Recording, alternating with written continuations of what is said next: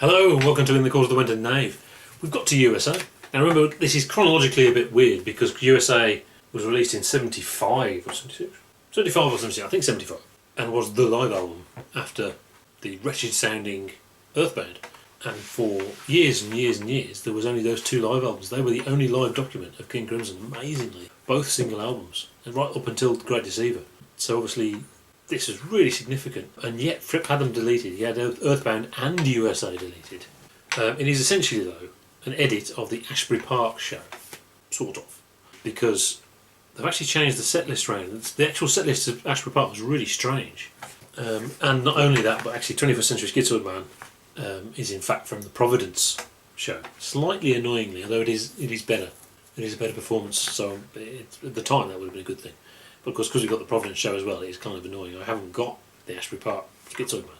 I think it was a single album, so it was only an edit. The edits, as with Earthbound, do compromise it. You know, it was obviously a contractual obligation, or an alleged contractual obligation that they told him. They told Fripp you have to do it, and maybe he didn't really have to do it. But obviously, from the fans, it must have been a good thing because there was nothing else. So it was done after the band had split up. The band had ended, it split up, done. That's probably why it's only a single album, rather than having a double. They could easily have had a double. And it's not like with Earthbound where the tapes were just crap. They've got tons and tons and tons of fantastic recordings. They've got Nightwatch, although some of that's already been used, a lot of it hasn't. You know, they've got Toronto, they've got Providence, they've got all these shows. You know, they could have released a double of improvisations. They could have released a double of a show and a disc of improvisations. There's an idea. Talk about that in a few weeks down the line. It's easy to say that with hindsight, I suppose, and a live album is a thing, and an album is a thing, and that's an album, and it fits on there, onto that record, so that's what they made. It was just 1 week in the studio, Wenton and Fripp, so done, minimal time, minimal fuss, let's get it out. But most controversially, and this is why it isn't really quite the Asbury Park show, Eddie Jobson came in to fix bits of violin, so that is well dodgy. Although I believe David Cross was credited. I don't know whether people were told at the time that Eddie Jobson was on there. But yeah, so it wasn't well received, and that seems weird to me because it just sounds like live Crimson of this time, and it's fantastic.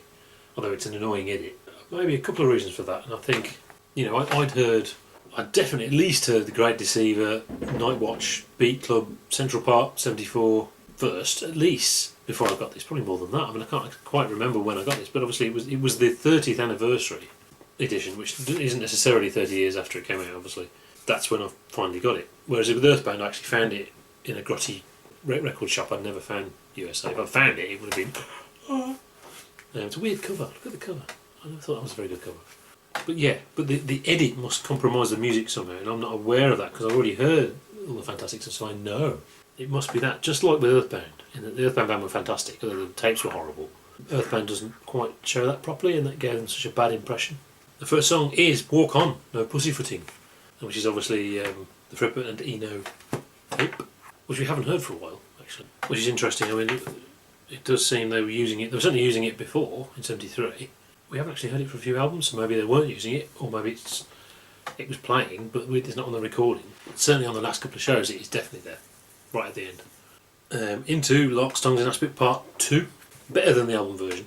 Maybe that's controversial, I don't know, but I don't like the way the album version is recorded, etc. And I think this is better. I think it was better with the double trio. Controversial. It was also great with the 80s band as well, in a different way.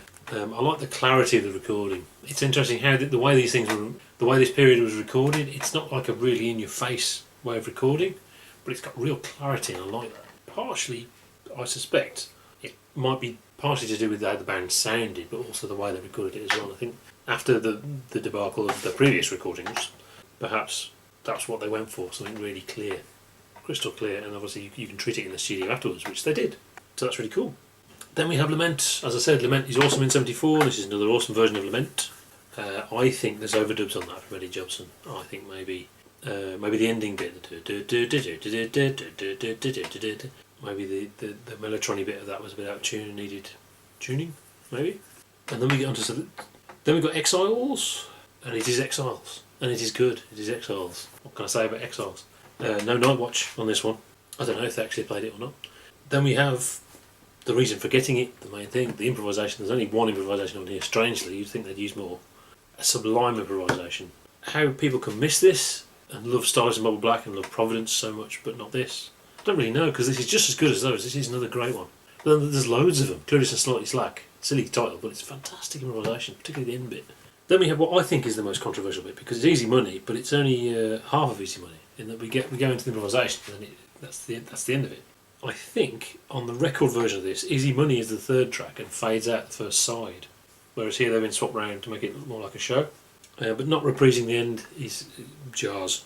And then we have 21st Century Schizoid Man, and this is the Providence version. This is possibly the best version of by this band. This or the Nightwatch version are the best versions by this band. There's not a huge difference, but there you go. And that's the last track. My version has 2 bonus tracks of Fracture and Stardust to make it into a proper show.